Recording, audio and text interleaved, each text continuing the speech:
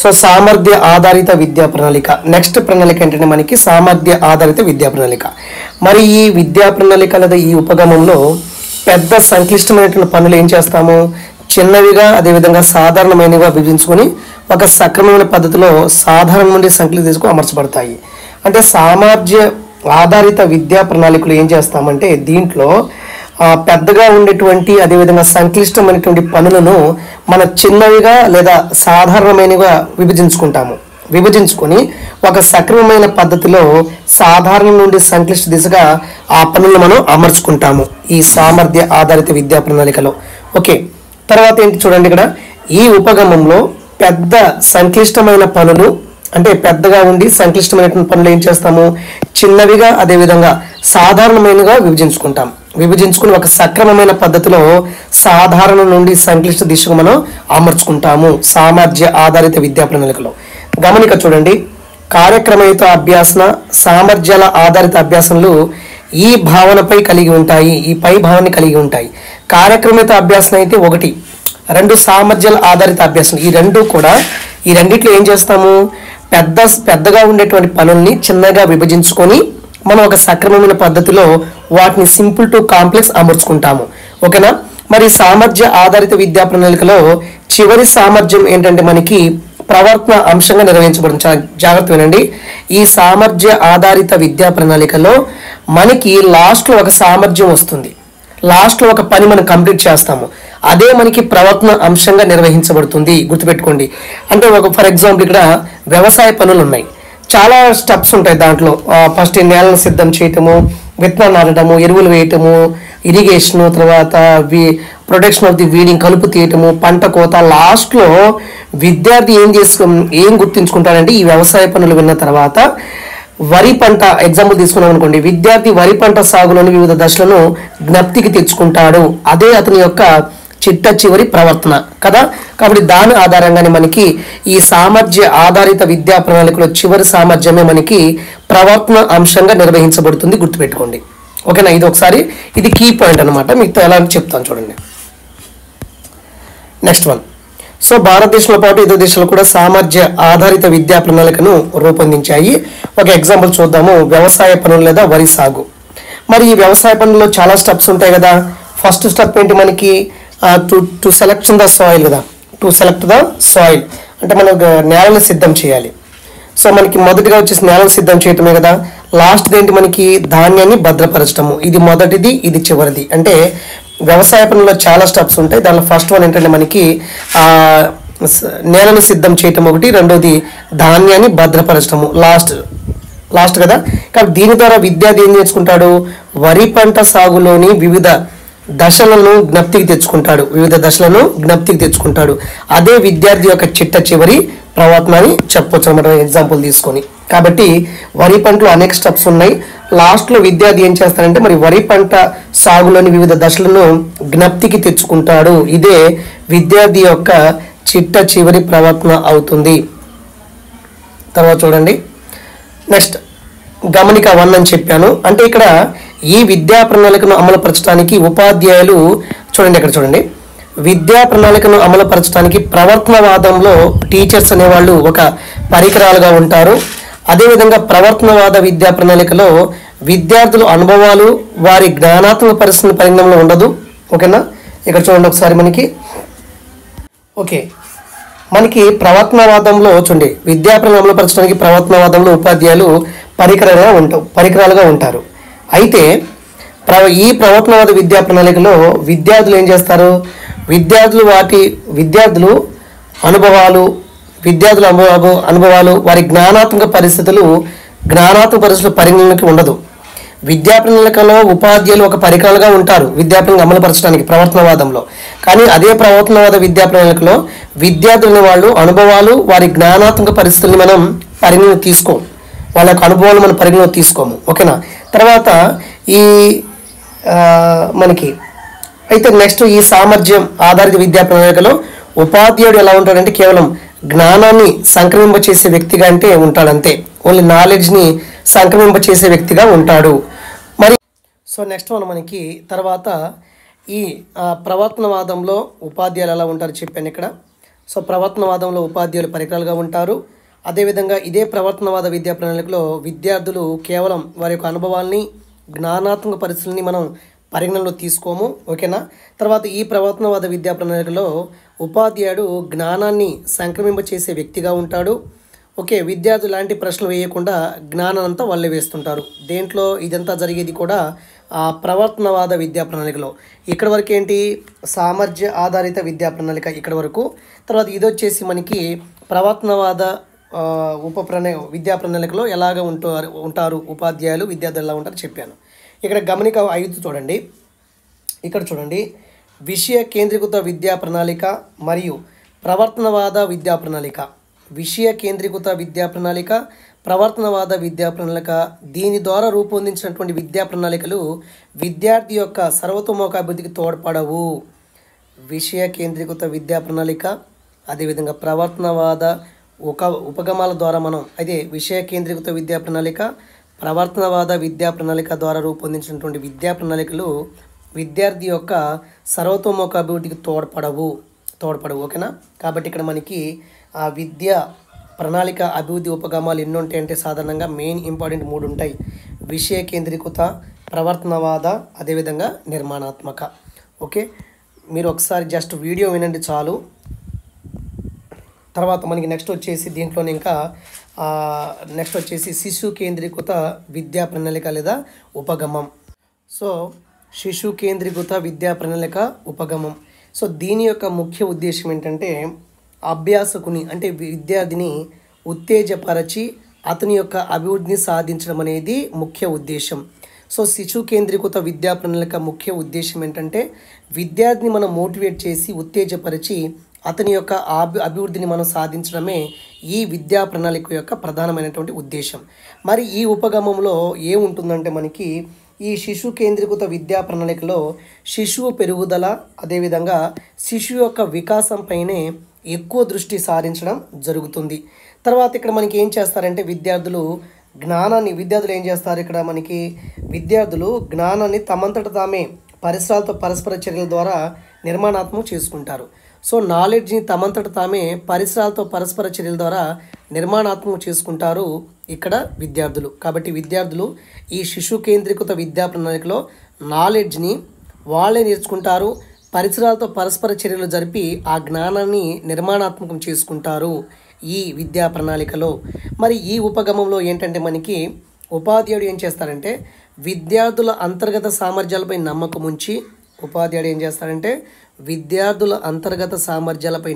ఉంచి వారు విద్యార్థులు స్వయంగా అన్వేషణ చేసి అభ్యసించే విధంగా చేయాలి. కాబట్టి ఉపాధ్యాయుడు ఏం చేస్తాడంటే విద్యార్థుల అంతర్గత సామర్థ్యాలపై నమ్మకం ఉంచి వారే స్వయంగా అన్వేషణ చేసి అభ్యసించే విధంగా ఉపాధ్యాయుడు చేయాలి. సో ఈ ఉపగమంలో మనం అభ్యాసనను ఎలా చూడాలో తెలుసా, నిర్మాణాత్మక దృక్పథంలో చూడాలి.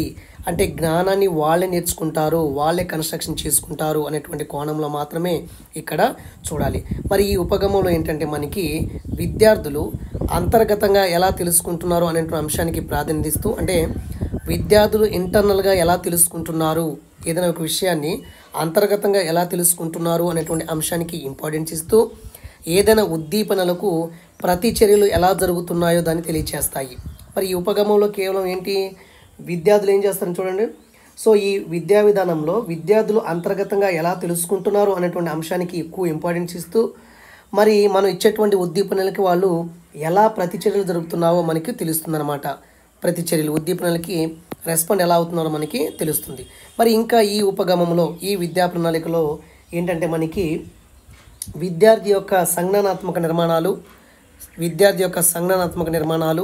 అదేవిధంగా అర్థవంతం చేసుకోగలిగే సామర్థ్యాలు,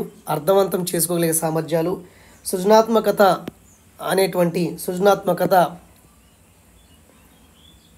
ఓకే దీనికి ప్రాధాన్యత ఇస్తారు. అంటే ఈ ఉపగమంలో విద్యార్థి యొక్క సంజ్ఞానాత్మక నిర్మాణాన్ని అర్థవంతం చేసుకోగలిగే సామర్థ్యాన్ని, క్రియేటివిటీ, ఈ మూడింటిని ఇంపార్టెన్స్ ఇస్తారు. ఇది మనకి శిశు కేంద్రీకృత విద్యా ప్రణాళిక లేదా శిశు కేంద్రీకృత ఉపగమం అని చెప్పొచ్చు. తర్వాత మనకి సిలబస్లో ఉంది 2016 బుక్లో ఉంది ఇది. 2016 బుక్ నుంచి చెప్తున్నాను. నిర్మాణాత్మక విద్యా ప్రణాళిక లేదా నిర్మాణాత్మక ఉపగమం. సో ఈ ఉపగమంలో ఏం చేయాలంటే ఒకసారి చూద్దాం. సో ఇక్కడ మనకి నిర్మాణాత్మక ఉపగమం అనేది మనకి చివరిదవుతుంది. మరి ఈ ఉపగమంలో ఏం చేయాలంటే మనం ఈ ఉపగమంలో విద్యార్థులకు సరి అయిన పరిస్థితులను కల్పించి వారికి తీరిక లేకుండా ప్రోత్సహించే విధంగా విద్యా ప్రణాళిక ఉండాలి. సో ఈ నిర్మాణాత్మక విద్యా ప్రణాళికలో ఏం చేయాలంటే అసలు విద్యార్థులకు సరి అయినటువంటి పరిస్థితులు కల్పించి వారికి తీరిక లేకుండా ప్రోత్సహించే విధంగా ఉండాలి. అసలు వాళ్ళకి తీరిక ఉంచకూడదు మనం, అలాగ ఉండాలి విద్యా ప్రణాళిక. మరి ఈ ఉపగమం లేదా విద్యా ప్రణాళిక ప్రకారం ఏమవుతుందంటే ఒకసారి కొన్ని ఊహాత్మక అంశాలపై ఆధారపడి ఉంటుంది ఈ విద్యా ప్రణాళిక. ఒకటేంటంటే జ్ఞానం అనేది సృష్టించడము, కనుక్కోవడము, తెలుసుకోవడం ద్వారా నిర్మించబడుతుంది. ఈ జ్ఞానం అనేది ఎలా నిర్మించబడుతుందంటే విద్యార్థుల్లో సృష్టించడము, కనుక్కోవడము, తెలుసుకోవడం ద్వారా ఈ జ్ఞానం అనేది నిర్మించబడుతుంది. రెండోది ఏంటంటే మనకి జ్ఞానం అనేది విద్యార్థి యొక్క జ్ఞానం అనేది భావాత్మక నిర్మాణాలు, విద్యార్థికి ఉన్నటువంటి అభ్యాస అనుభవాల ద్వారా అభివృద్ధి చెందుతుంది. ఈ జ్ఞానం అనేది విద్యార్థిని భావాత్మక నిర్మాణాలు, అతనికి ఉన్నటువంటి అభ్యాస అనుభవాల ద్వారా మాత్రమే అభివృద్ధి చెందుతుంది జ్ఞానం అనేది. కాబట్టి జ్ఞానం అనేది విద్యార్థి ఉన్నటువంటి భావాత్మక నిర్మాణాలు, అంతే కదా, జ్ఞానం విద్యార్థిని యొక్క భావాత్మక నిర్మాణాలు, అదేవిధంగా విద్యార్థికి ఉన్నటువంటి అభ్యాస అనుభవాల ద్వారా మాత్రమే అభివృద్ధి చెందుతుందన్నమాట. ఇక్కడ విద్యార్థి ఎప్పుడు కొత్త జ్ఞానాన్ని నిర్మించుకుంటూ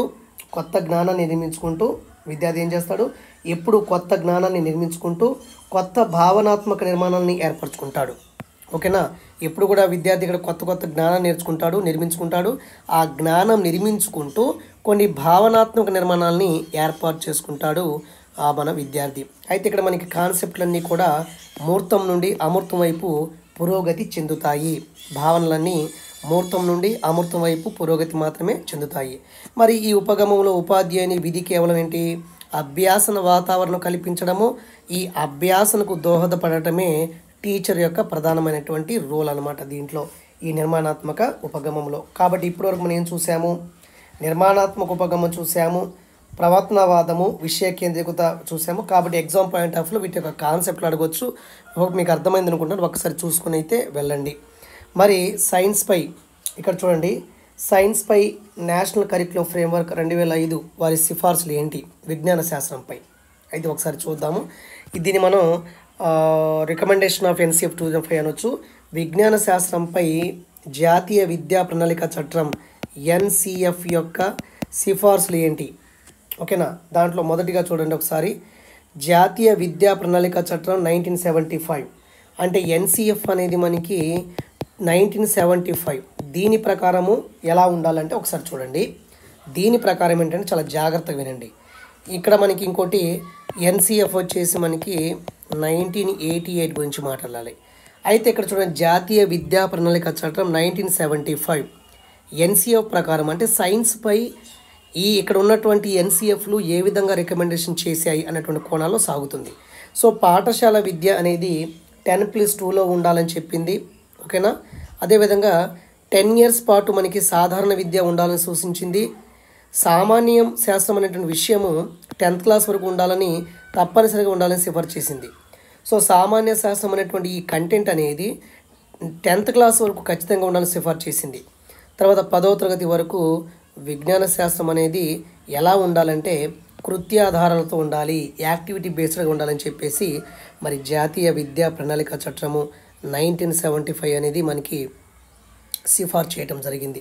అంటే మనకి విజ్ఞాన శాస్త్రంపై NCF 2000 ఎలా సిఫార్సు చేసింది అని చదివే ముందు అంతకుముందు NCFలు ఉన్నాయి. 1979 NCF ఏం చెప్పింది, NCF 1988 ఏం చెప్పింది అనే అంశాన్ని చూద్దాము. ముందు మనం NCF 1975 అనేది విజ్ఞాన శాస్త్రంపై ఏ విధంగా సిఫార్సు చేసింది చూసాము. తర్వాత మనకి 1988 నేషనల్ కరిక్యులం ఫ్రేమ్వర్క్ ఇదేం చెప్పిందంటే ఒకసారి దీని గురించి మనం మాట్లాడాలి. అయితే సో 1988లో వచ్చినటువంటి ఈ జాతీయ విద్యా ప్రణాళికను ఏమంటామంటే మనం NCESE అంటాము. అంటే national curriculum for elementary and secondary education, national curriculum for elementary and secondary education. ఓకేనా, దీని ఏమంటాము? NSESE అంటాము. ఓకేనా, ఒకసారి దీని నెక్స్ట్ పేజ్ చూద్దాము. తర్వాత చూడండి ఒకసారి. అయితే ఈ నేషనల్ కరికులం ఫ్రేమ్వర్క్ అంటే ఈ విద్యా ప్రణాళిక చట్టం ఏం చెప్పిందంటే శిశు కేంద్రీకృత విజ్ఞాన శాస్త్ర విద్యా ప్రణాళిక ఉండాలని సిఫార్సు చేసింది. సో 1988లో వచ్చినటువంటి నేషనల్ కరికులం ఫ్రేమ్ ఏం చెప్పింది అంటే దీన్ని మనం NCESE అంటాము, national curriculum for elementary and secondary education అంటాము. మరి ఇది ఏం సిఫార్సు చేసిందంటే మనకి విజ్ఞాన శాస్త్రం పైన శిశు కేంద్రీకృత విజ్ఞాన శాస్త్ర విద్యా ప్రణాళిక ఉండాలని సిఫార్సు చేసింది ఈ 1988 NCF. ఓకేనా, ఇంకా ఈ చట్టం ఉద్దేశం ఏంటంటే ఈ నేషనల్ NCF 1988 NCF యొక్క ఉద్దేశం ఏంటంటే దీని యొక్క ముఖ్య ఉద్దేశం వచ్చేసి విద్యార్థుల్లో జ్ఞానాత్మక, భావావేశ, మానసిక, చలనాత్మక రంగాలలోని సామర్థ్యాన్ని అభివృద్ధి పరుస్తూ, అంటే జ్ఞానాత్మకము, భావావేశము, మానసిక, చలనాత్మక రంగాల్లో సామర్థ్యాన్ని అభివృద్ధి పరుస్తూ విద్యార్థుల్లో అన్వేషణ, ఓకేనా, సృజనాత్మకత, లక్ష్యాత్మకత, ప్రశ్నలు వేయడం, సౌందర్యాత్మకత అనేటువంటి విలువను మనం పెంపొందించాలి. ఓకేనా, ఇంకేం చెప్పిందంటే మరి ఈ NCF 1988 ఏం చెప్పిందంటే విజ్ఞాన శాస్త్రంపై ఏం చెప్పిందంటే ప్రాథమిక స్థాయిలో 1-2 తరగతుల్లో ఈ విజ్ఞాన శాస్త్రం అనేది సైన్స్ అంటే విజ్ఞాన శాస్త్రం అనేది పరిసరాల విద్యతో అంతర్భాగమై ఉండాలి, ఇంటిగ్రల్ ఉండాలని చెప్పింది.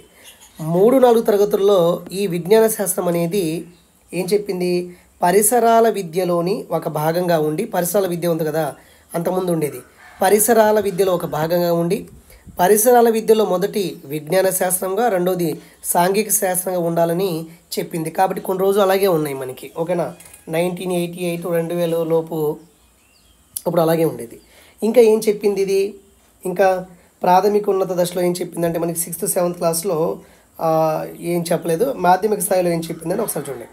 మాధ్యమిక స్థాయిలో అంటే 9-10 తరగతుల్లో విజ్ఞాన శాస్త్రం యొక్క బోధన ఉద్దేశం ఎలా ఉండాలంటే విద్యార్థుల్లో సమస్య పరిష్కారాన్ని పెంపొందించే విధంగా ఉండాలి, విద్యార్థులే సొంతంగా నిర్ణయాలు తీసుకోవడం వంటి సామర్థ్యాన్ని పెంపొందించేదిగా ఉండాలని చెప్పిందనమాట. కాబట్టి 1988 NCF ఏం చెప్పిందనే అంశాన్ని మనం ఇక్కడ చూడటం జరిగింది. అంటే విజ్ఞాన శాస్త్రంపై నేషనల్ కరికులం ఫ్రేమ్వర్క్ అనేది ఒక్కొక్కటి ఏం చేశాయి అనేటువంటి అంశాన్ని చూస్తే ఈ 1988 NCF అనేది ఈ రికమెండేషన్ చేసింది.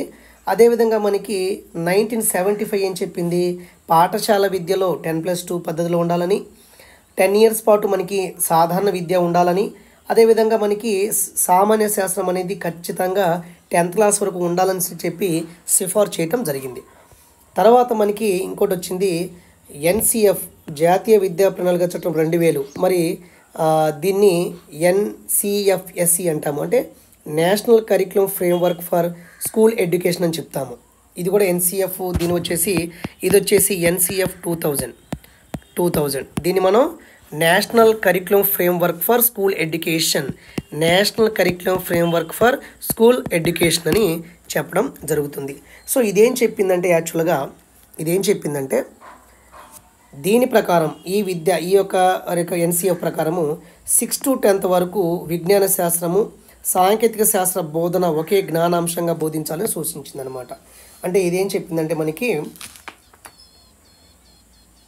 ఓకే ఇదేం చెప్పిందంటే 6 నుంచి 10th వరకు, 6 నుంచి 10వ తరగతి వరకు ఈ సైన్స్ని, అదేవిధంగా విజ్ఞాన శాస్త్ర, అదేవిధంగా సాంకేతిక శాస్త్ర బోధన ఒకే జ్ఞానాంశంగా ఉండాలని చెప్పేసి సూచించింది, రెండింటిని కలిపి బోధించాలని చెప్పింది. తర్వాత హయ్యర్ సెకండరీ స్థాయిలో సైన్స్ అనేది ఫిజిక్స్, కెమిస్ట్రీ, బయాలజీగా బోధించబడాలని చెప్పేసి దీని యొక్క రికమెండేషన్స్. తర్వాత చాలా ఇంపార్టెంట్ ఒకసారి చూడండి. ఇంతవరకు మనకి ఏంటి NCF అంటే NCF వచ్చేసి ఫస్ట్ ఏం చూసాం మనం, NCF వచ్చేసి 1975 ఏం చెప్పిందో చూసాం విజ్ఞాన శాస్త్రంపై. అర్థమవుతుందా? విజ్ఞాన శాస్త్రంపై.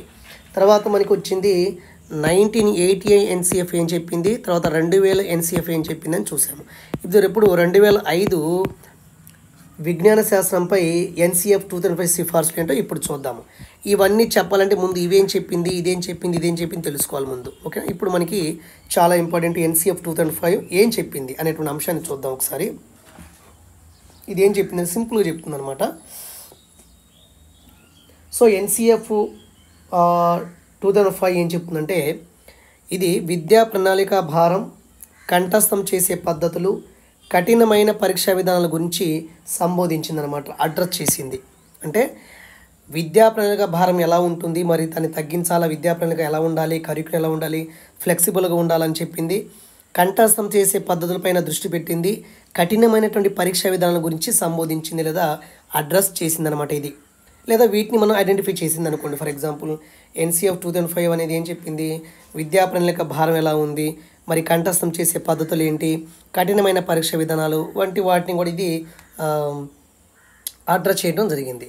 ఇంకేం చెప్పిందంటే ఎన్సీఎఫ్ ఏం చెప్పిందంటే మనకి ఎలా ఉండాలని చెప్పేసి విద్యా ప్రణాళిక సరళమైన లేదా మలచదగిన పరీక్షా విధానాలు ఉండాలని చెప్పేసి, అంటే ఫ్లెక్సిబుల్ ఎగ్జామ్ ప్యాటర్న్స్ ఉండాలని చెప్పేసి, సమయ పట్టికలు రూపొందించడం, టైం షెడ్యూల్స్ రూపొందించడము, అదేవిధంగా విద్యా ప్రణాళిక భారాన్ని తగ్గించడము, తర్వాత మనకి సైద్ధాంతిక ప్రయోగాత్మక కృత్యాలను విజ్ఞాన శాస్త్ర బోధన అభ్యాసంలో సమీకృతం చేయాలని సూచించింది. అంటే ఇది ఎన్సీఎఫ్ 2005 ఏం చెప్పిందంటే మనకి పరీక్ష విధానాలు అనేవి సరళంగా ఉండాలి, టైం షెడ్యూల్ని మెయింటైన్ చేసుకోవాలి, విద్యా ప్రణాళిక భారాన్ని తగ్గించుకోవాలి, ఎక్కువ మనకి సైద్ధాంతిక అదేవిధంగా ప్రయోగాత్మక కృత్యాలను బోధన అభ్యాసంలో పెట్టాలి, ఎక్కువ యాక్టివిటీ బేస్డ్ మాత్రమే లెసన్స్ ఉండాలని చెప్పేసి ఈ ఎన్సీఎఫ్ చెప్పడం జరిగింది. ఇంకా ఎన్సీఎఫ్ 2005 ఏం చెప్పిందంటే దీని ప్రకారం ఏంటంటే ఒక విద్యార్థి గురించి కూడా అడ్రస్ చేసింది. ఇతను ఒక జ్ఞాన నిర్మాణకర్త అని, జ్ఞానాన్ని నిర్మించుకునేవాడని చెప్పేసి, జ్ఞానం కోసం వారు అన్వేషించే సమస్యలను పరిష్కరించగలిగే స్వయంగా భావనను అభివృద్ధి చేసుకునే విధంగా బోధన అభ్యాసన అనుభవాలను కల్పించాలని సూచించింది. అంటే ఎన్సీఎఫ్ ఏం చెప్పిందంటే విద్యార్థి ఖచ్చితంగా ఒక జ్ఞాన నిర్మాణకర్త అని, దానికోసం విద్యార్థులు అన్వేషించే అదేవిధంగా సమస్యలను పరిష్కరించగలిగే లేదా స్వయంగా భావనను అభివృద్ధి పెంపొందించుకునే విధంగా, స్వయంగా భావనని డెవలప్మెంట్ చేసుకునే విధంగా బోధన అభ్యాసన అనుభవాన్ని కల్పించాలని మరి ఎన్సీఎఫ్ చెప్పడం జరిగింది. సో ఇంతవరకు మనం ఈ టాపిక్ ఏంటంటే ఒకసారి చెప్తాను చూడండి. ఈ టాపిక్ పేరు ఏంటంటే మనకి ఇది విజ్ఞాన శాస్త్రంపై జాతీయ విద్యా ప్రణాళిక చట్టం 2005 సిఫార్సులు. దాని ముందు చదవాలంటే మనం ఎన్సీఎఫ్ 1975 ఏం చెప్పింది చూసాము, 1988 ఏం చెప్పింది చూసాము, ఎన్సీఎఫ్ 2000 ఏం చెప్పింది, 2005 అనేది విజ్ఞాన శాస్త్రం పైన ఏం చెప్పిందో చూసాము. ఇప్పుడు మనకి ఏంటంటే మనకి చాలా ఇంపార్టెంట్, ఇది కూడా మనకి 2016 బుక్లోనే ఉందండి, ఇది కూడా 2016 బుక్లోనే ఉంది. సో తెలంగాణ ఆంధ్రప్రదేశ్ రాష్ట్ర విద్యా ప్రణాళిక చట్టం రెండు ఒకటే. తెలంగాణ స్టేట్ కరికులం ఫ్రేమ్వర్క్ అన్నా ఆంధ్రప్రదేశ్ స్టేట్ కరికులం ఫ్రేమ్ అన్నా రెండు ఒకటే. మ్యాక్సిమం మెథడ్ సిలబస్ అంతా ఒకటే, ఒక్క 15 యూనిటే ఏపీకి తెలంగాణకి డిఫరెంట్గా ఉంటుంది, గమనించండి. ఓకే, సో తెలంగాణ రాష్ట్ర విద్యా ప్రణాళిక చట్టం 2011 అనుకోండి, అప్పుడు తెలంగాణ ఫామ్ అవ్వలేదు కాబట్టి ఆంధ్రప్రదేశ్ రాష్ట్ర విద్యా ప్రణాళిక చట్టం అని వచ్చు మనం. దీని యొక్క సిఫార్సులు ఏంటని ఒకసారి చూడాలి. ఓకేనా, ఒక్క నిమిషం. సో తర్వాత చూడండి మనకి ఆంధ్రప్రదేశ్ రాష్ట్ర విద్యా ప్రణాళిక చట్టం 2011 వచ్చేసి మనకి ఈ రెండు ఒకటి. దీని యొక్క సిఫార్సులు ఏంటి చూద్దాము. అయితే ఇక్కడ చూడండి, జాతీయ స్థాయిలో మరి ఈ యొక్క స్టేట్ కరికులం ఫ్రేమ్వర్క్ 2011 ఎలా రూపొందించారంటే జాతీయ స్థాయిలో ఉన్నటువంటి ఎన్సీఎఫ్ 2005 దాని ఆధారంగా రూపొందించారు. మరి ఎన్సీఎఫ్ 2005 ఏం చెప్తుంది మనకి, లెర్నింగ్ వితౌట్ బర్డెన్, అంటే జాతీయ స్థాయిలో ఎన్సీఎఫ్ యొక్క భారరహిత విద్య లెర్నింగ్ వితౌట్ బర్డెన్ అనేటువంటి నివేదిక ఆధారంగా రూపొందించడం జరిగింది స్టేట్ కరికులం ఫ్రేమ్వర్క్ 2011. ఓకేనా, నేషనల్ కరికులం ఫ్రేమ్వర్క్ వచ్చి 2005. దీని ఆధారంగానే వివిధ రాష్ట్రాలు మరి స్టేట్ కరికులం ఫ్రేమ్వర్క్ని రూపొందించుకుంటాయి. మరి జాతీయ స్థాయిలో ఎన్సీఎఫ్ 2005 ఏం చెప్తుంది, భారరహిత విద్య లెర్నింగ్ వితౌట్ బర్డెన్ అనేటువంటి ఒక రిపోర్ట్ ఆధారంగా దీన్ని రూపొందించడం జరిగింది. మరి ఇక్కడ ఇంకో ముఖ్య విషయం ఏంటంటే ఎన్సీఎఫ్ 2005 ఏం చెప్పింది ముందు, ఇదేం చెప్పిందో చెప్పాలి. ఇదేం చెప్పిందంటే పిల్లల యొక్క చదువులు బట్టి విధానాలకి పరిమితం కాకుండా అర్థవంతంగా మారాలని, నేర్చుకున్నటువంటి జ్ఞానాన్ని నిత్య జీవితంలో వినియోగించుకోవాలని, నేర్చుకోవడం అనేది టెక్స్ట్ బుక్సే పరిమితం కాకూడదని, అదేవిధంగా ఆందోళన పోటీతత్వం అధిగమించేలాగా ఈ యొక్క కొంచెం కాంపిటేటివ్ అదేవిధంగా ఆందోళన ఉంటుంది కదా వారిలో వాటిని అధిగమించేలాగా పరీక్ష విధానాలు ఉండాలని చెప్పేసి వాటిని సంస్కరించాలని రిఫార్మ్ చేయాలని చెప్పేసి ఎన్సీఎఫ్ సూచించిందనమాట. ఓకే, తర్వాత ఇదొక ఎత్తు అయితే తర్వాత ఇదంతా కూడా మనకి ఉపాధ్యాయులు కట్టుకుంటేనే మనకి కరెక్ట్గా ఉంటుంది. కాబట్టి ఉపాధ్యాయ నిర్మాణంపైనే నాణ్యమైన విద్య అని ఆధారపడి ఉంటుందని ఏం చెప్పింది, ఉపాధ్యాయ నిర్మాణంపైనే ఉపాధ్యాయులపైనే వాళ్ళ యొక్క స్ట్రెంత్ బట్టి మనకి నాణ్యమైన విద్య ఆధారపడి ఉంటుందని చెప్పేసి జాతీయ ఉపాధ్యాయ విద్యా సంస్థ ఏం చేసిందంటే ఎన్సిటిఏ 2010ని రూపొందించింది. అంటే ఉపాధ్యాయ నిర్మాణంపైనే నాణ్యమైనటువంటి విద్య ఆధారపడి ఉంటుందని, ఉపాధ్యాయులపైనే మంచి విద్య ఆధారపడి ఉంటుందని జాతీయ ఉపాధ్యాయ విద్యా సంస్థ ఏం చేసిందంటే 2010లో ఎన్సిటిని రూపొందించింది. ఎన్సిటిఏ అంటే national curricular framework for technical for teacher education. ఓకేనా, ఎన్సిటిని ఫామ్ చేసింది. మరి ఇది ఏం చెప్పిందంటే మనకి ఇదేం చెప్పిందంటే మనకి ఇక్కడ వరకు ఓకేనా. కాబట్టి తర్వాత ఏంటంటే మనకి ఇక్కడ ఆర్టీఈ 2009 అది ఎప్పుడు అమలు వచ్చి 2009 అమలు వచ్చింది. పిల్లలందరికీ నాణ్యమైన విద్యను పొందడాన్ని చట్టబద్ధం చేస్తూ ఆర్టీఈ 2009లో అమలు వచ్చింది. ఓకేనా, ఇక్కడ చూడండి భారరహిత విద్యను ఎన్సిఎఫ్ 2005, ఆర్టీఈ 2009, ఎన్సిఎఫ్టిఈ ఓకేనా. ఎన్సిఎఫ్టిఈ తెలుసు కదా మీకు, ఎన్సిఎఫ్టిఈ national curricular framework for teacher education. ఇవన్నీ కూడా ఏం చెప్పినాయి, భారరహిత విద్య ఉండాలని చెప్పేశాయి. కాబట్టి ఎన్సిఎఫ్ 2005, ఆర్టీఈ 2009, ఎన్సిటిఎఫ్ 2010. అంటే దీని యొక్క సిఫార్సులు ఇక్కడ చూడండి, తర్వాత మాట్లాడదాం మనం. ఓకేనా, ఇక్కడ ఏం చెప్పాం మనం, ఈ స్టేట్ కరిక్యులర్ ఫ్రేమ్వర్క్ అనేది ఎన్సిఎఫ్ ద్వారా భారరహిత విద్య అనేటువంటి నివేదిక ద్వారా రూపొందించారని చెప్పాము. ఎన్సిఎఫ్ ఏం చెప్పిందంటే ఇక్కడ చెప్పేసింది. ఓకేనా, ఇది ఎన్సిఎఫ్ చెప్పినది.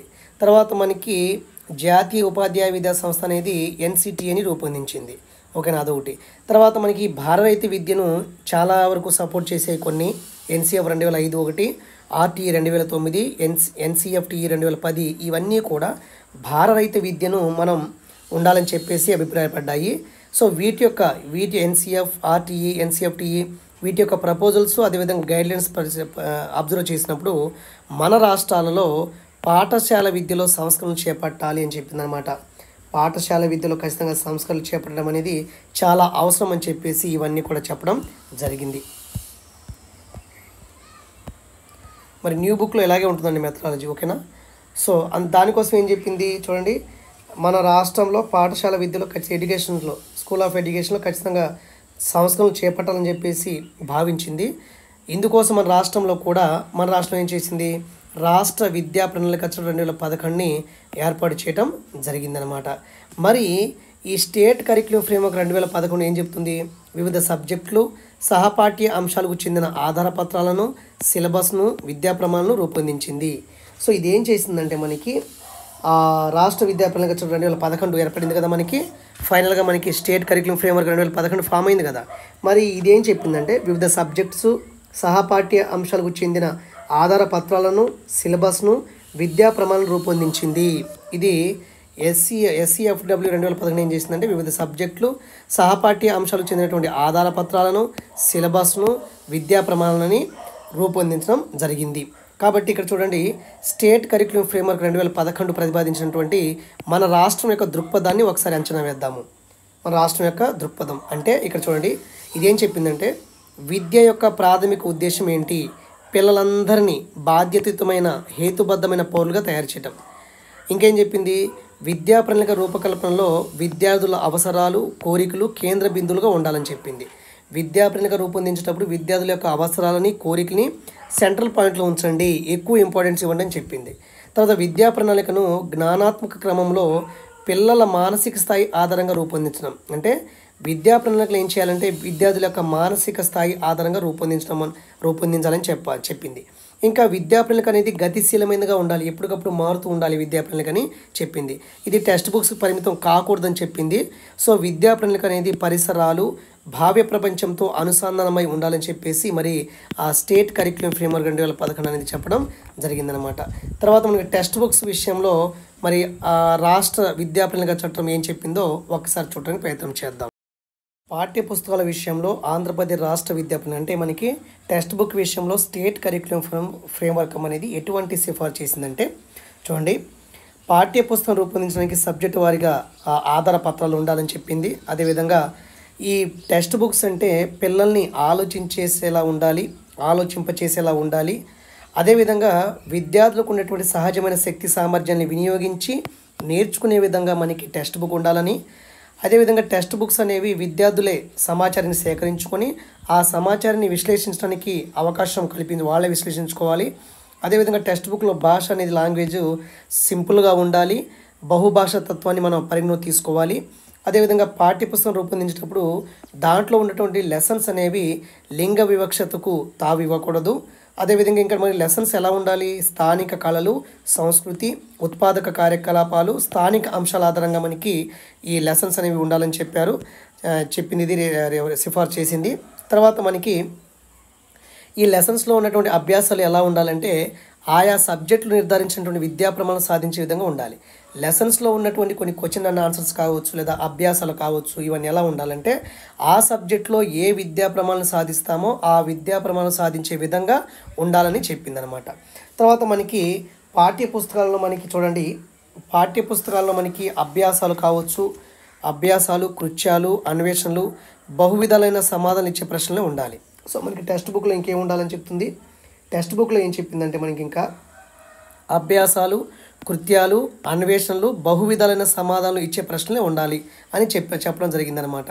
తర్వాత ఇంకా మనకి పాఠ్యాంశాలు కానీ అభ్యాసాలు ఎలా ఉండాలి, మానవతా విలువలు, నైతికత, కళలు, ఆరోగ్యం, పని మొదలైన అంశాలను కూడా గ్రహించడానికి వీలుగా ఈ పాఠ్య పుస్తకాల్లో ఉన్నటువంటి పాఠ్యాంశాలు ఉండాలని చెప్పేసి ఇదైతే సిఫార్సు చేయటం అయితే జరిగింది. ఇంకో ముఖ్య అంశం ఏంటంటే ఈ అంశం ఏంటంటే ఏం చెప్పిందంటే కృత్యాలు, యాక్టివిటీస్ కావచ్చు, ప్రాజెక్ట్ వర్క్ కావచ్చు, అన్వేషణలు, ప్రయోగాలు, బహు విధాలైన సమాధానాలు వచ్చే ప్రశ్నలు, ఓపెన్ ఎండెడ్ క్వశ్చన్స్ అంటాము. ఇంకా క్రీడలు, ఫజిల్స్ మొదలైన వాటి రూపంలో ఆలోచించేసేలాగా ఉండాలి, మనకి ఆలోచించే విధంగా మనకి అభ్యాసాలు ఉండాలని చెప్పిందనమాట. కాబట్టి ఇక్కడ పాఠ్యపుస్తకంలో అభ్యాసాలు, కృత్యాలు, పాఠ్యపుస్తకంలో ఉన్నటువంటి అభ్యాసాలు, కృత్యాలు, అన్వేషణలు, బహువిధాన సమాధానాలు వచ్చే ప్రశ్నలు మాత్రమే ఉండాలని చెప్పిందనమాట. ఇది పెద్దంత ఇంపార్టెంట్ కాదనుకోండి. సో తర్వాత చూడండి, మనకి ఇది పాఠ్యపుస్తకం విషయంలో స్టేట్ కరిక్యులం చేసినటువంటి మనకి సిఫార్సు అనమాట. ఓకే, సారీ ఇక్కడ కొంచెం మిస్టేక్ చెప్పాను. ఏంటంటే ఇక్కడ నుంచి చెప్తాను చూడండి, ఆ యాక్టివిటీసు, అన్వేషణలు, బహువిధాలైన సమాధానాలు వచ్చే ప్రశ్నలు, అదేవిధంగా స్పోర్ట్స్ కావచ్చు, ఫజిల్స్ మొదలైన వాటి రూపంలో ఆలోచించే విధంగా మనకి ఈ పాఠ్యపుస్తకంలో అభ్యాసాలు ఉండాలి. కాబట్టి కృత్యాలు, ప్రాజెక్ట్ పనులు, అన్వేషణలు, ప్రయోగాలు, బహు విధాలైన సమాధానాలు వచ్చే ప్రశ్నలు, అదేవిధంగా క్రీడలు, ఫజిల్స్ మొదలైన వాటి రూపంలో ఆలోచించే విధంగా, వాటి రూపంలో ఆలోచింపచేసే విధంగా ఈ టెక్స్ట్ బుక్లో అభ్యాసాలు ఉండాలని చెప్పింది. సో తర్వాత మనకి ఆంధ్రప్రదేశ్, తెలంగాణ రాష్ట్రం అంటే స్టేట్ కరిక్యులం ఫ్రేమ్వర్క్ అనేది బోధన అభ్యాసన ప్రక్రియలో చేసిన సిఫార్సులు ఏంటి, ఇంతవరకు మీదేం చూసాము, పాఠ్యపుస్తక విషయంలో ఎటువంటి సిఫార్సు చేసిందో చూసాము. తర్వాత మనకి తర్వాత చూడండి ఒకసారి, నెక్స్ట్ వచ్చేసి ఈ స్టేట్ కరిక్యులం ఫ్రేమ్వర్క్ అనేది 2011 అనేది మనకి బోధన అభ్యాసన ప్రక్రియ ఎలా ఉండాలని చెప్పేసి కొన్ని సిఫార్సు చేసింది, ఒకసారి చూద్దాం. సో బోధన అభ్యాసన ప్రక్రియలో ఏముండాలని చెప్పిందంటే పరస్పర ప్రతిచర్యలు ఉండాలి, ఇంటరాక్షన్స్ ఉండాలి, స్వీయ వ్యక్తీకరణ, రెండు కలిపే స్వీయ వ్యక్తీకరణ, సెల్ఫ్ ఎక్స్ప్రెషన్ ఉండాలి, అదేవిధంగా ప్రశ్నించడం, క్వశ్చనింగ్ వంటివి బోధన అభ్యాసన ప్రక్రియలో కీలకం కావాలని చెప్పింది. అదే బోధన అభ్యాసన ప్రక్రియలో ప్రయోగాలు ఉండాలి, అన్వేషణలు ఉండాలి, కృత్యాలు ఉండాలి, ప్రాజెక్ట్ పనులు ఉండాలి, స్పోర్ట్స్ ఉండాలి, అన్నీ ఉండాలని చెప్పేసి సిఫార్సు చేసింది. అయితే బోధన అభ్యాసన ప్రక్రియ అంటే కేవలం ఉపాధ్యాయులు వివరించడం లేదా చదివి వినిపించడం కాదు. బోధన అభ్యాసన ప్రక్రియలు అంటే కేవలం ఉపాధ్యాయుడు చెప్పడము, వివరించడము, చదివి వినిపించడమే కాదు. ఉపాధ్యాయులు ఏం చేయాలంటే పిల్లలు నేర్చుకోవడానికి ప్రేరేపించాలి. వాళ్ళు పాల్గొనేలాగా బోధన అభ్యాసన ప్రక్రియలో పిల్లలు పాల్గొనే విధంగా వారిని ప్రేరేపించాలని చెప్పేసి చెప్పింది. ఇంకా మనకి ఆ మాతృభాషలో నేర్చుకోవడానికి అనువైన వాతావరణం ఉండాలని చెప్పేసి మరి స్టేట్ కరిక్యులం ఫ్రేమ్వర్క్ అనేది బోధన అభ్యాసన ప్రక్రియలో చేసినటువంటి సిఫార్సులు ఇవి. ఇంకేముండేవో ఒకసారి మాట్లాడదాం మనం. సో ఇక్కడ చాలా ఇంపార్టెంట్. నెక్స్ట్ వచ్చేసి మనకి మరి మూల్యాంకనం పరీక్షల విషయంలో స్టేట్ కరిక్యులం ఫ్రేమ్వర్క్ చేసినటువంటి సిఫార్సులు ఏంటి? యాక్చువల్గా ఇప్పుడు ఎగ్జామ్స్ అనేవే కదా మెయిన్. ఇప్పుడు పరీక్షలు ఏం చేస్తాయి? ఇప్పుడు మనం పిల్లల్ని మదింపు చేయాలంటే ఖచ్చితంగా మనం ఎగ్జామ్సే పెట్టాలి. మరి ఎగ్జామ్స్ ఏం చేస్తున్నాయి? తక్కువ మార్కులు వస్తే వాడు కొంచెం పిల్లల్ని దోషులుగా చూపెడుతున్నాయి ఎగ్జామ్స్ అనేవి. అదేవిధంగా ఎగ్జామ్స్లో తక్కువ మార్కులు వస్తే వాళ్ళు ఏం చేస్తున్నారు? కొంచెం డిప్రెషన్ లోనవుతున్నారు, ఒత్తిడికి లోనవుతున్నారు, ఆందోళన చెందుతున్నారు. అంటే ఒక రకంగా ఎగ్జామ్సే ఎడ్యుకేషన్ సిస్టమ్ని మనం అవే మనకి శాసిస్తున్నాయని చెప్పచ్చు అనమాట. ఈ నేపథ్యంలో ఇటువంటి పరీక్షల్ని కొంచెం మార్చాలి, ఈ పరీక్షల విధానంలో మార్పు తేవాలి అని చెప్పేసి మన స్టేట్ కరిక్యులం ఫ్రేమ్వర్క్ ఏం చేసిందంటే ఈ పరీక్షల విషయంలో అదేవిధంగా మూల్యాంకనం చేసే విషయంలో కొన్ని సిఫార్సులు చేయటం జరిగింది. అదేంటంటే ఇక్కడ చూడండి, మూల్యాంకనం మరియు పరీక్షలు అనేవి కేవలం మదింపు చేయడానికి కాకుండా విద్యార్థులు నేర్చుకోవడానికి ఉపయోగపడాలి. ఈ మూల్యాంకనం కావచ్చు, అదేవిధంగా ఎగ్జామ్స్ కావచ్చు, విద్యార్థులు కేవలం విద్యార్థుల్ని మదింపు చేయడానికి కాదు పరిమితం కాకుండా పిల్లలు నేర్చుకోవడానికి ఉపయోగపడాలి, పిల్లలు నేర్చుకోవడానికి దోహదపడాలి. అసెస్మెంట్ ఫర్ లెర్నింగ్ ఉండాలి ఇక్కడ. ఓకేనా? కాబట్టి మూల్యాంకనము పరీక్షలు అనేవి కేవలం పిల్లల్ని మనం మదింపు చేయడానికే కాదు, వాడికి ఇన్ని మార్కులు వచ్చాయని చెప్పేసి మదింపు చేయడానికే కాదు, పిల్లలు నేర్చుకోవడానికి దోహదపడాలి ఈ మూల్యాంకనం అదేవిధంగా పరీక్షలు. అంటే ఇక్కడ లెర్నింగ్ అనేది ఎలా ఉండాలంటే అసెస్మెంట్ ఫర్ లెర్నింగ్లా ఉండాలి. తర్వాత ఇంకా మనకి RTE 2009 ఏం చెప్పింది? మూల్యాంకనాన్ని మనం నిరంతరం సమగ్రంగా నిర్వహించాలని చెప్పేసి CCEని ఏర్పాటు చేసింది, కంటిన్యూస్ అండ్ కాంప్రహెన్సివ్ ఎవాల్యుయేషన్. కాబట్టి మూల్యాంకనాన్ని మనం నిరంతరం సమగ్రంగా నిర్వహించాలి.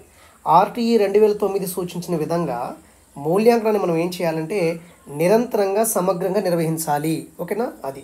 రెండొచ్చేసి మనకి పిల్లల్ని మదింపు చేయడానికి ఏమి ఇవ్వాలి? ఇప్పుడు పిల్లల్ని మదింపు చేయడానికి కేవలం పరీక్షలే కాదు, ఇంకేమి ఇవ్వాలంటే వాళ్ళకి ప్రాజెక్ట్ పనులు ఇవ్వచ్చు, వాళ్ళు బాగా చేస్తారు, అసైన్మెంట్ ఇవ్వచ్చు, పోర్ట్ఫోలియోలు ఇవ్వచ్చు, సెమినార్స్ కండక్ట్ చేయవచ్చు, ఎగ్జిబిషన్ చేయవచ్చు. ఇవన్నీ కూడా ఉపయోగించాలి.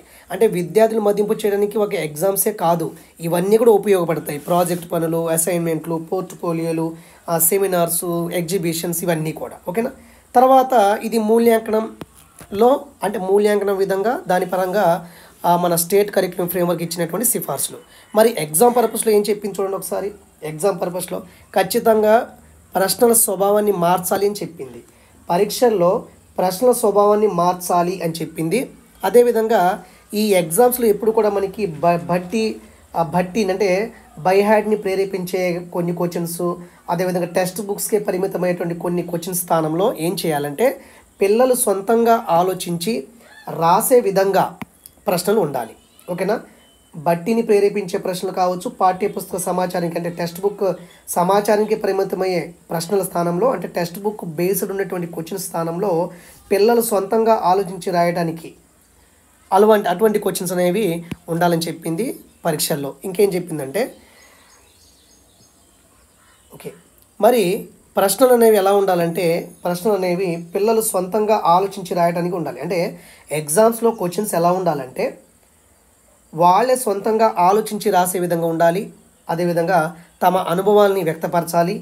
అదేవిధంగా ఎగ్జామ్స్లో బహువిధాలైన సమాధానాలు రాయటానికి వీలో ఉన్నటువంటి ప్రశ్నలు అంటే బహువిధాలైన ఆన్సర్స్ రాయటానికి అనువుగా ఉన్నటువంటి క్వశ్చన్స్ ఉండాలి. అదేవిధంగా మనకి ఆ క్వశ్చన్స్ ఎలా ఉండాలంటే నిత్య జీవితంలో వాళ్ళు అన్వయించుకొని దానికి అనుగుణంగా ఆలోచించే విధంగా ఉండాలి. నిత్య జీవితంలో అన్వయించడానికి వీలుగా ఆలోచింపచేసే విధంగా ప్రశ్నలు ఉండాలి. అంటే అప్లికేషన్ ఓరియంటెడ్లో మనకి క్వశ్చన్స్ అనేవి ఉండాలి. తర్వాత మూల్యాంకన విధానాలు ఎప్పుడు కూడా పారదర్శకంగాను అదేవిధంగా బహిరంగంగా అమలు చేయాలి మూల్యాంకన విధానాలన్నీ. ఇంకా మనకి ఇంకేం ఉండాలంటే మనకి సహపాఠ్య అంశాలైనటువంటి వైఖరులు, విలువలు, పని, ఆరోగ్యం, ఆటలు మొదలైన వాటిని కూడా మూల్యాంకనం చేయాలని చెప్పింది. సో ఇంకా మనకి ఇంకేం చెప్పిందంటే మనకి పేరెంట్సే స్వయంగా తమ యొక్క పిల్లల ప్రగతిని తెలుసుకోవడానికి వీలుగా ఉండాలి. దాని అనుగుణంగానే మనకి పారదర్శక బహిరంగ మూల్యాంకన విధానాలు అమలుపరచాలి. అంటే ఇక్కడ విద్యార్థులు తమకు తాము స్వీయ మూల్యాంకనం చేసుకోవటం ఒకటి, అదేవిధంగా పేరెంట్స్ కూడా తమ యొక్క విద్యార్థులు తమ యొక్క పిల్లల యొక్క ప్రగతిని స్వయంగా తెలుసుకోవడానికి వీలుగా పారదర్శక అదేవిధంగా బహిరంగ మూల్యాంకన విధానాలని అమలుపరచాలని చెప్పిందనమాట. ఓకేనా. తర్వాత ఇక్కడ ఒక కొటేషన్ ఉంది చూడండి, ప్రొఫెసర్ యష్ పాల్, జాతీయ విద్యా ప్రణాళిక 2005.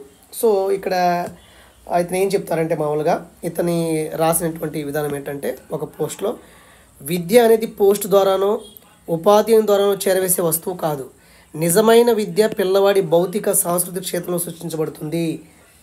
విద్య ఒక పోస్ట్ ద్వారా రాదు విద్యార్థికి, ఉపాధ్యాయుడి ద్వారా చేరవేసే ఒక వస్తువే కాదు విద్య అనేది. నిజమైన విద్య ఏం చేస్తుందంటే పిల్లవాడి భౌతిక సాంస్కృతిక క్షేత్రంలో సృష్టించబడుతుంది అని ప్రొఫెసర్ యష్ పాల్ చెప్పడం జరిగింది. జాతీయ విద్యా ప్రణాళిక 2005 అప్పుడు చైర్మన్గా ఉన్నప్పుడు అనమాట. ఓకేనా. ఇది సో ఇంతవరకు మనం నేర్చుకున్నాము. తర్వాత ఏమంటున్నారంటే మనకి తర్వాత జాతీయ స్థాయి ఫోకస్ గ్రూప్ ఆధారపత్రం, ఇది మనకి ఏ సిఫార్సు చేసింది అనేటువంటి అంశాన్ని చూస్తాము.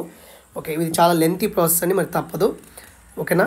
ఎందుకంటే ఇవి కరికులం 2016 బుక్లో వచ్చినటువంటి సిలబస్ ఆధారంగా ఇచ్చారు కాబట్టి ఒక అడుగు లేట్ అయినా మనం తెలుసుకోవాలి. కానీ ఈరోజు రేపు క్లాసులు చేస్తాను, ఈ లెసన్ వరకు చేస్తాను, తర్వాత ఆపుతాను.